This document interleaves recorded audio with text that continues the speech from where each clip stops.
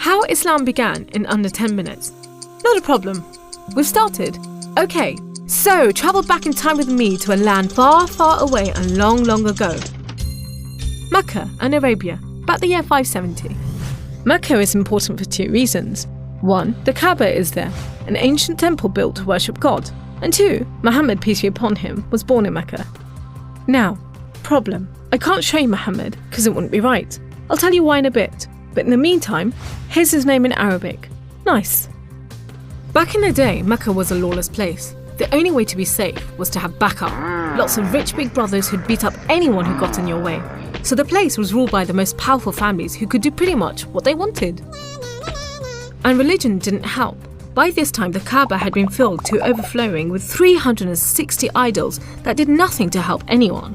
So it was a tough place to grow up if, like Muhammad, you were a poor orphan and believed in just one God you couldn't see, like the Jews and the Christians.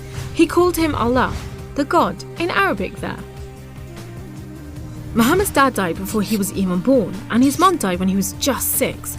So he was brought up by his grandfather, Abdul Muttalib, and then, when he died too, by his uncle, Abu Talib, who had the respect of the city's ruling families, so Muhammad was safe for the time being. Muhammad started out as a shepherd and then became a businessman, travelling about buying and selling stuff for rich clients.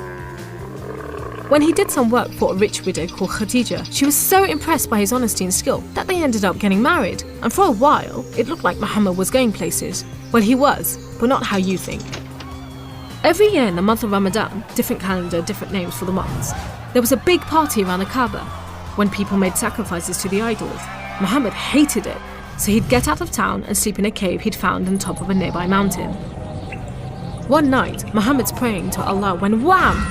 There's the angel Jibreel, you might say Gabriel, standing right in front of him.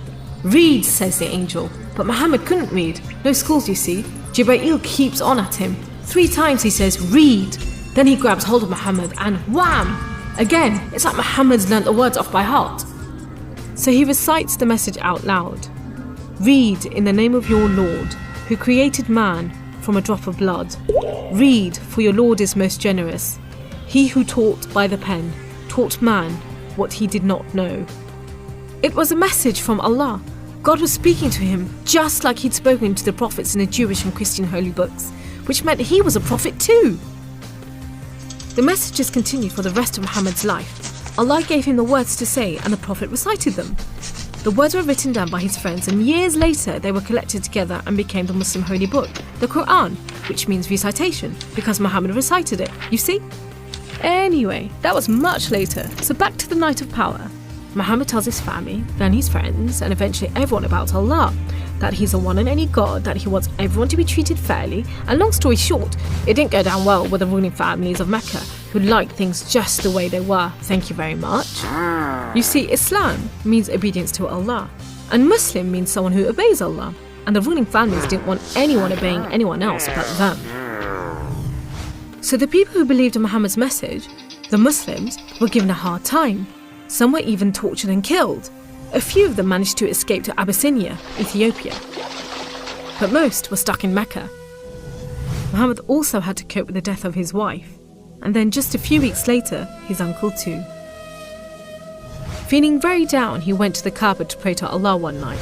Then, the weirdest thing happened. Jibreel turns up, sits him on a winged horse called Al-Buraq and flies him all the way from Mecca to Jerusalem. He prays with all the prophets who've ever lived. Then, he's taken up to the heavens to chat with some of the prophets, and then into paradise itself, where Allah tells Muhammad to pray 5 times a day and to stay strong. He's returned to Jerusalem and then flies back to the Kaaba in Mecca. We call it the night journey, and Muslims still argue whether it was a real experience or a vision, but whatever, it gave Muhammad a much needed boost, and just as well, because there were more tough times ahead. So, there was this other city called Yathrib. The people there heard about Muhammad and his message and invited him and his followers to join them. A few at a time, the Muslims left Mecca and made the dangerous journey across the desert to Yathrib.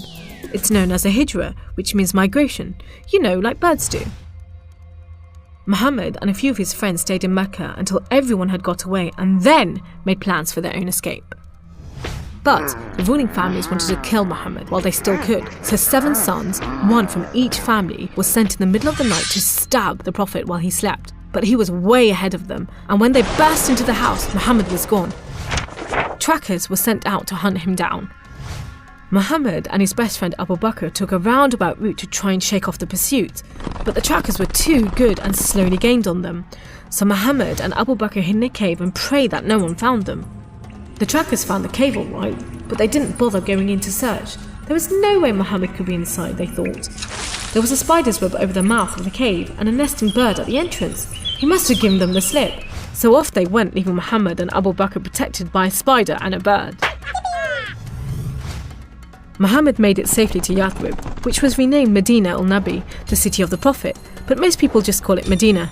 But Muhammad's worries weren't over yet. There were 3 big battles between the Muslims and the Meccans. First, the Battle of Badr, when Muhammad and just 313 men faced 1,000 Meccan soldiers. Miraculously, the Muslims won. Then there was the Battle of Uhud, which didn't go so well. Some of Muhammad's men disobeyed his orders and ran off during the battle to raid the Meccans' camp, and so the Muslims were outmaneuvered.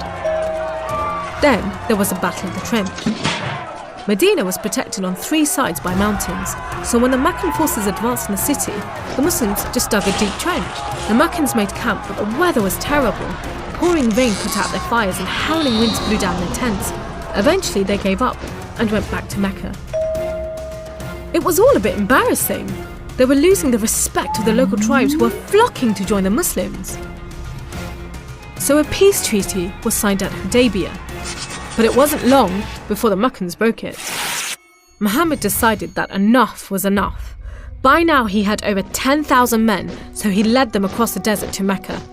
The ruling families realised they'd made a huge mistake, but it was too late. All they could do was surrender and hope that the Muslim army killed them quickly. But Muhammad said there should be no more fighting. He rode into Mecca and went straight to the Kaaba. He circled it 7 times anti-clockwise and smashed all the idols, rededicating the Kaaba to Allah. And that's why I'm not going to show you Muhammad. The Muslims wanted to make it totally clear that they only worship the one unseen God. So they didn't have any pictures of Muhammad in case anyone thought he was an idol, and they didn't have any pictures of Allah because he's like nothing on earth, so it would be impossible to draw him anyway. So there you go, how Islam began in under 10 minutes. How did I do?